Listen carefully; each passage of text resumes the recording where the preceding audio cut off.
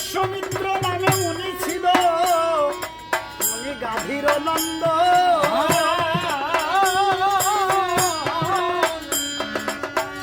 বারে বারে বারে মুনিরা যজ্ঞের আয়োজন।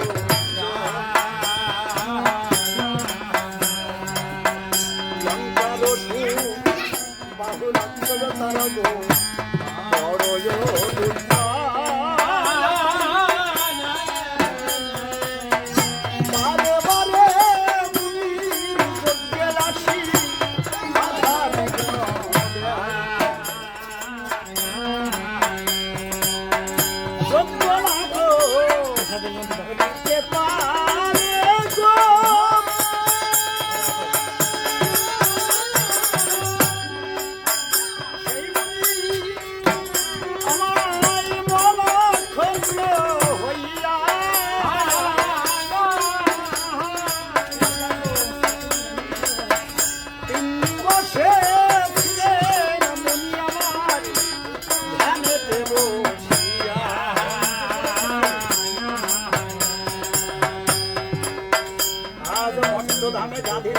বিশ্বমিত্র মুনি এমনি ভাবে পারিষদবর্গ সঙ্গে নিয়ে উনি একটা যজ্ঞ শুরু করে দিল। বিশ্বমিত্র মুনি চিন্তা করছে, এই পৃথিবীতে যত মুনি ঋষি আছে, যত ভক্তগণ আছে, তাদেরকে আমার আশ্রমে এনে তাদের একটু ভুরি ভোজন দিয়ে তাদের আশীর্বাদ নিয়ে আমি আমার শেষ জীবন ভাগে আমি একটা যজ্ঞ পূর্ণ করব। কিন্তু সেই বিশ্বমিত্র মুনির যজ্ঞে লঙ্কা হতে রাক্ষসগণ বারবার এসে উপর দিয়ে মলমুদ্রা ছেড়ে দিয়ে সেই বিশ্বমিত্র মুনির যজ্ঞ অপবিত্র করে দিচ্ছে। বিশ্বমিত্র মুনি চিন্তা করলেন, পৃথিবীতে ঠাকুরের নাম করে এসে যখন আমার এই যজ্ঞ পূর্ণ হলো না, এই নশ্বর জীবন আমি আর রাখবো না। এতদিন আমি ঠাকুরের চরণে জল তুলসী করে আছি নিবেদন, ওম গোবিন্দায় নমঃ বলে পূজা দিয়ে শেষে জীবন ভাগে যখন হলো না আমার জীবনের আশা পূরণ, এই নশ্বর জীবন আমি আর রাখবো না। বিশ্বমিত্র মুনি স্থির করল জীবন বিসর্জন দেবে। সৃষ্টিকর্তা ব্রহ্মদেব জানতে পেল তার একজন পরম ভক্ত বিশ্বমিত্র মুনি তার যজ্ঞ পূর্ণ হচ্ছে না, তাই জীবন বিসর্জন দেওয়ার জন্য মন স্থির করল। স্বর্গ হতে দেবর্ষি নারদকে ডাক দিয়ে বলছে, নারদ, এই পৃথিবীতে মর্তধামে আমার একজন পরম ভক্ত বিশ্বমিত্র অহনিশি আমার নাম জপ করে, আর সেই মুনির যজ্ঞ পূর্ণ হচ্ছে না। তুমি স্বর্গ থেকে মর্তধামে গিয়ে বিশ্বমিত্র মুনিকে একখানা বিধান দিয়ে আসবে যেন তার যজ্ঞ পূর্ণ হয়। তাই স্বর্গ হতে দেবর্ষি নারদ তার বীণা যন্ত্র হাতে নিয়ে ধীরে ধীরে নেমে আসছেন বিশ্বমিত্র মুনির আশ্রমে, এবং নারদের বীণায় কি গাইছে, ও নারদ বীণা বাজাই,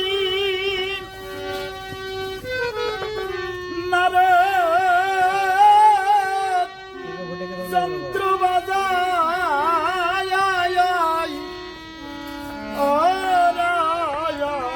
পদরে লাগিয়া নারদ আমায় বিনা বাজায়।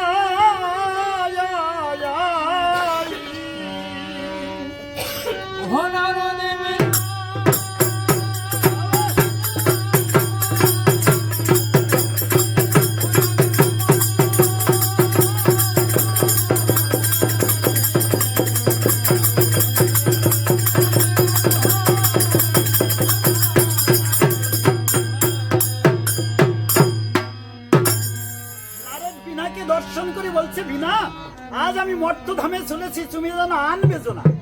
মর্তবাসীরা সবাই যেন আমার এই বিনার ধ্বনি শুনে মুখরিত হয়ে ওঠে। তাই বিনাকে দর্শন করে নারদ বলছেন, শুনো শুনো ও গো বিনা গো, আমি বলি তব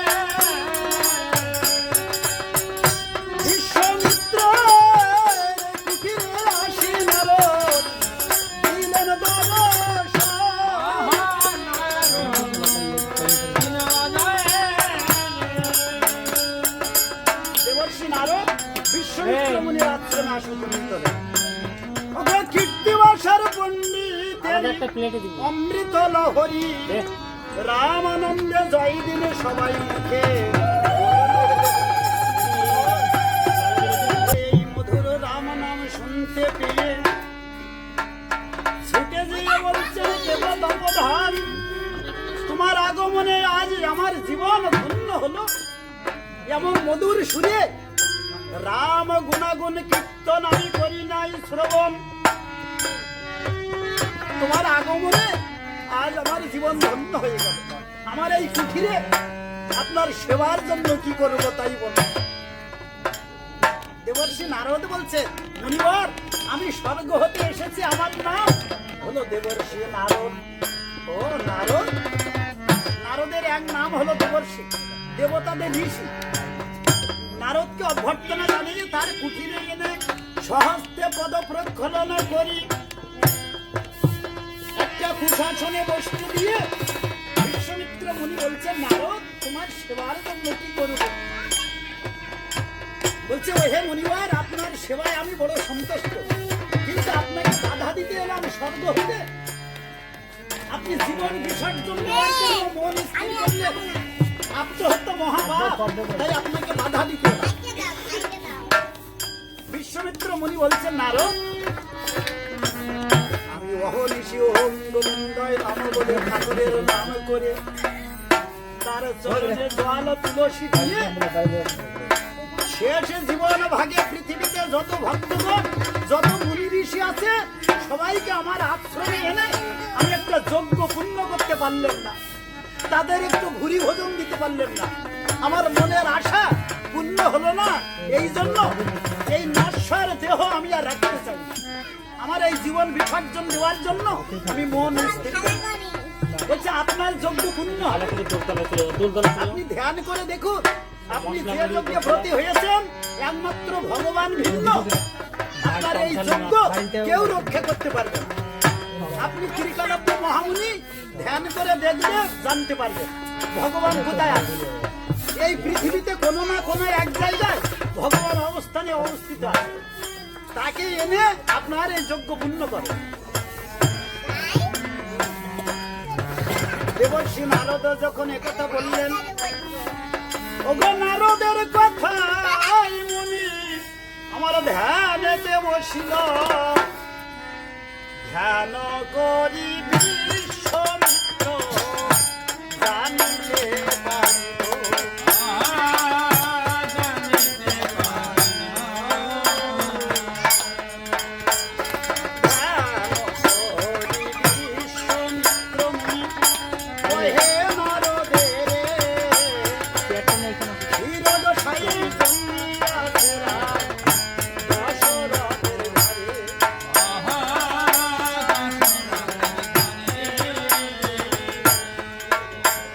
বিশ্বমিত্র মনে ধ্যানস্থ হয়ে বলছে ওরে মুনিবর হে মহামুনি গো আমি ধ্যান যোগে দেখতে পেলাম ভগবান এক বিষ্ণু চতুরঙ্গে জন্ম নিয়েছে রাজা দশরথের ঘরে, নাম শ্রীরাম লক্ষণ ভরত আর শত্রুঘ্ন। বলছে এইবার হবে আপনার যজ্ঞ পূর্ণ। দশরথ রাজার কাছ থেকে ভিক্ষার ফলে ওই রাম আর লক্ষণকে নিয়ে আসে, আমি কিন্তু আবার স্বর্গে চললাম। সুরপুরে চলিছে রে ভাই নারদ প্রধান, বিশ্বমিত্র ধারে ধারে আসে নীল দর্শন।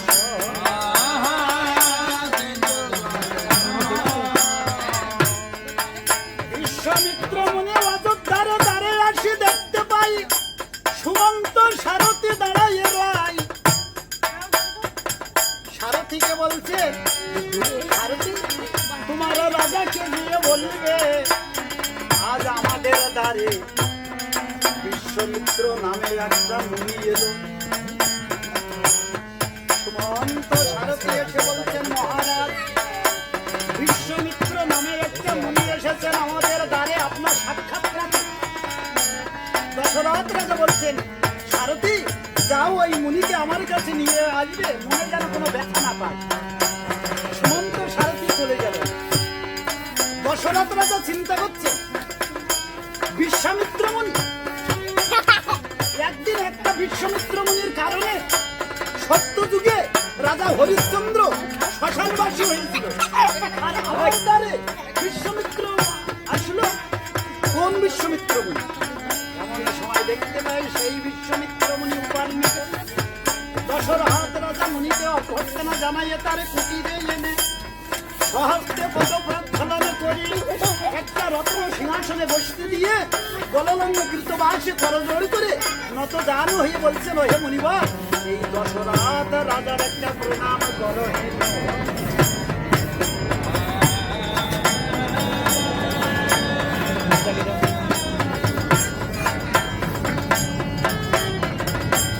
বিশ্বমিত্র মুনি বলছেন, দশরথ, হে দশরথ, গোলকের পুণ্য ব্রহ্মা নারায়ণকে তুমি পুত্র রূপে ঘরে পেলে। তোমার মতো ভাগ্যবান রাজা আমি ধ্যান যোগে দেখতে পেয়ে তোমার কাছে ছুটে এলাম।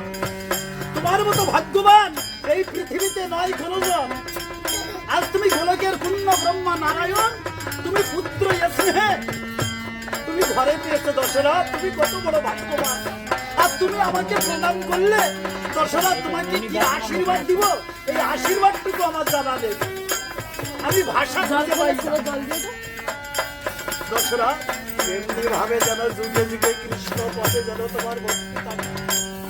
আশীর্বাদ করিল দান। দশরথ রাজা বলছে, মুনিবর, আপনার সেবার জন্য কি করবো তাই বলুন। বলছে, দশরথ,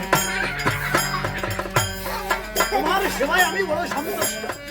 তবে তোমার রাজ্যে এসেছে আমি কিঞ্চিত ভিক্ষার জন্য, যেন বিফল মনোরথে ফিরে না যায়।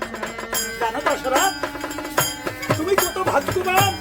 তোমার দ্বারে যারা আসে তাদের কত ধনরত্ন গৃহস্থ পরিপূর্ণ করে ভিক্ষা দাও। আজ আমি তোমার দ্বারে এসেছি ভিক্ষার জন্য, যেন বিফল মনোরথে ফিরে না যায়। তুমি আমাকে কিছু ভিক্ষা দেবে বলো দশরথ। বলছে, মুনিবার, আপনি যা চাইবেন যদি আমার রাজ্য থাকে ঠিক আপনাকে দেব। বলছে, তুমি সত্য অঙ্গীকারের কথা দাও। বলছে, এই সত্য, এই সত্য, এই সত্য, ঠিক আপনি দিয়ে যাবেন। বিশ্বামিত্র মুনি বলছেন, শোনো দশরথ, তাহলে এবার তুমি শুনে নাও। ওরে সাক্ষী থাকো চন্দ্র সূর্য, তোমরা দিগ পালগণ, ত্রিসত্যে ভক্ত আমার কাছে দশরথ রাজন। হে মুনিবর, আবার দেবগণকে সাক্ষী রাখলে কেন? পরে যদি অন্যতে করো তাই দেবগণকে সাক্ষী রেখে দিলাম। এবার আমি তোমার কাছে ভিক্ষা চাইব। বিশ্বামিত্র মুনি দশরথ রাজার কাছে ভিক্ষা চাইব। শোনো শোনো দশরথ রাজা, মোর নিবেদন, 6 দিবসে ভিক্ষা দাও তোমার শ্রীরামার লক্ষ্মণ।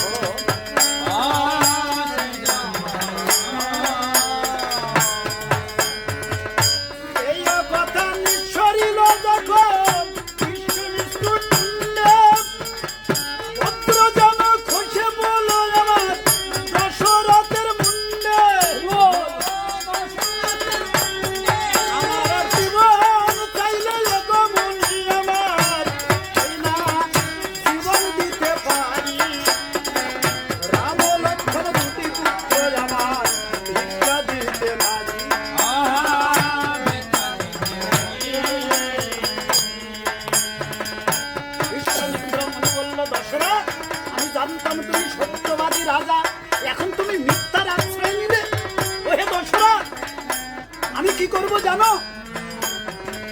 আমি ব্রহ্মশাপে তোমার সোনার অযোধ্যা ছারখার করে দিয়ে তারপরে চলে যাব।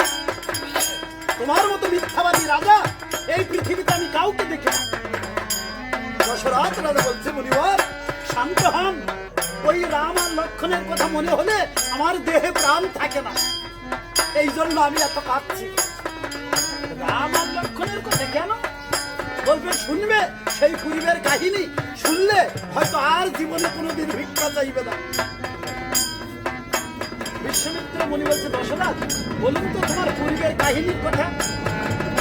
বলছে, রামধন বলে আমার প্রাণ কেন কাঁদে, তাহলে আর কোনোদিন ভিক্ষা চাইবে না। ও পরাণ কেন কাঁদে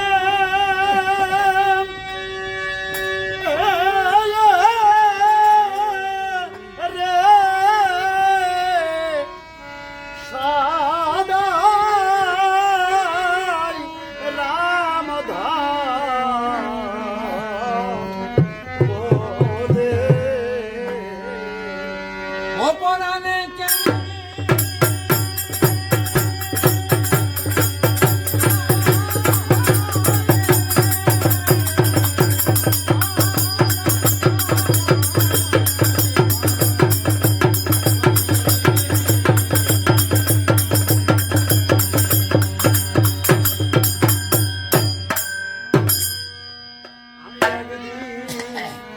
ভ্রমিতে ভ্রমিতে যাই রে আমি ওই শ্রীফলে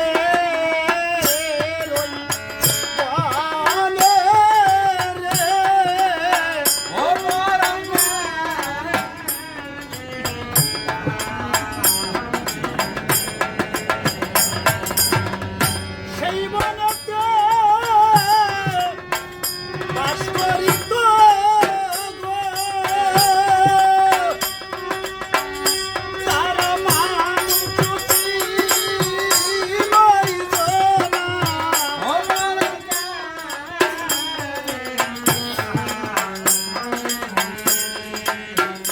ছিল অন্ধমুনি ইলিয়াস সিন্ধু মুনি মুনিগণ। এই মায়ার সিন্ধু মায় রে অপরাণ কেন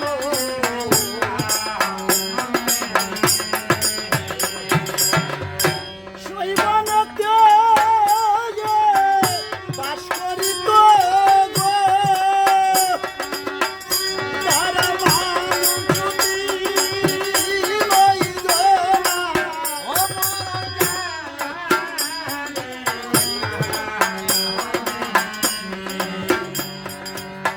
দশরথ রাজা বলল মুনিবর আমার সেই দুঃখের কাহিনী শোনো এবার।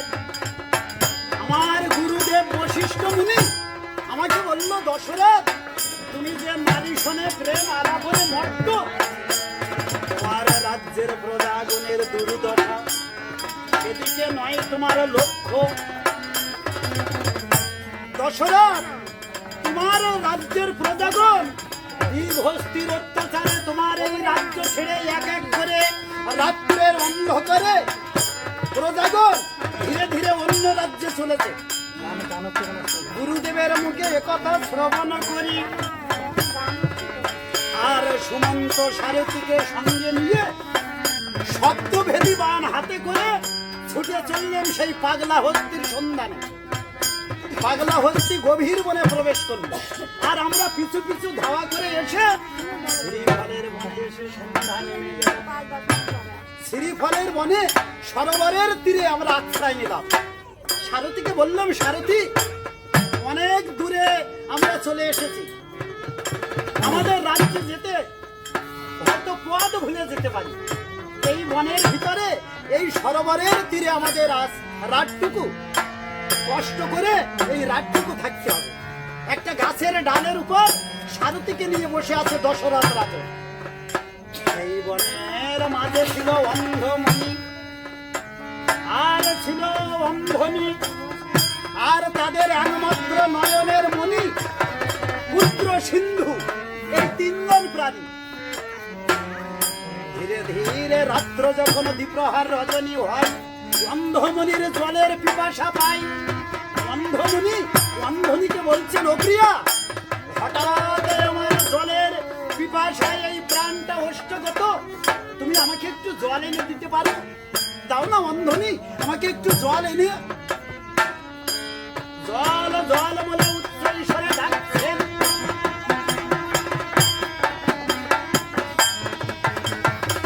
অন্ধনী কুটিরে এসে দেখতে পাই এক বিন্দু জল নেই। স্বামীর কাছে আসি বলছে প্রভু কলসিতে দেখলাম এক বিন্দু জল নেই কেন? কলসিতে এক বিন্দু জল নেই, এখন উপায় কি? অন্ধমণি বলছেন, অন্ধনি পিপাসায় আমার প্রাণ হস্তগত, জল যদি তুমি না দিতে পারো আমার এই পিপাসা হয়তো অন্তিম পিপাসা হয়ে দাঁড়াবে। জল জল বলে উচ্চ স্বরে ডাকতেন তার পুত্র সিন্ধু চেতন পেয়ে ডাকে দিয়ে বলছে, পিতা জল আমি নিয়ে আসবো, শুধু সামান্য একটু দেরি করো। ও পিতা, এখন রাত্র দ্বিপ্রহার, আশীর্বাদ করে বিদায় করো দান, আমি যেন জল নিয়ে তোমাদের কাছে আসতে পারি। পুত্র সিন্ধু শূন্য কলসি হাতে ধরে যে সরোবরে পিপাসার জল সিন্ধু যান ছুটে দিয়ে সরোবরের কিনারে নেমে পরে পাত্র ধৌত করে সিন্ধু সরোবরের কূলে দিয়েছিল দশরথ রাজা শব্দ শুনতে পেলে।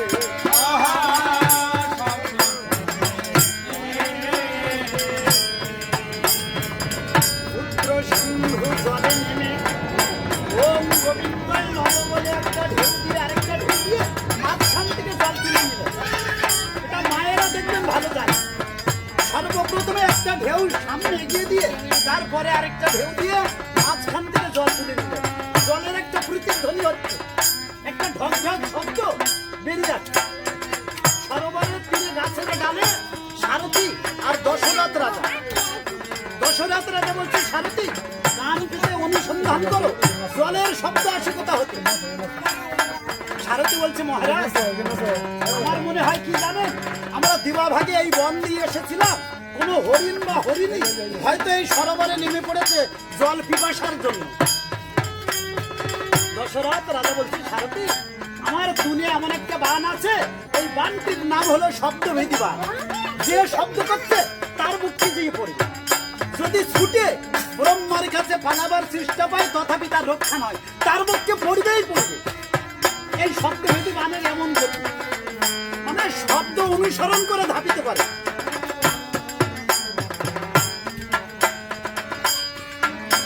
সারথি বলছে, মহারাজ তাহলে আপনি একটু সন্ধি করেন দেখি কে শব্দ করছে। সারথির কথা শুনে দশরথ তুলেছিল বান, তুল হইতে ধনুকে জুড়ে দিলেন। আরে শব্দ শুনি দশরথ রাজা মাগো সেই বান জুড়ে দিল। শব্দ ভেদি বান দশরথ শূন্যতে ছাড়িল।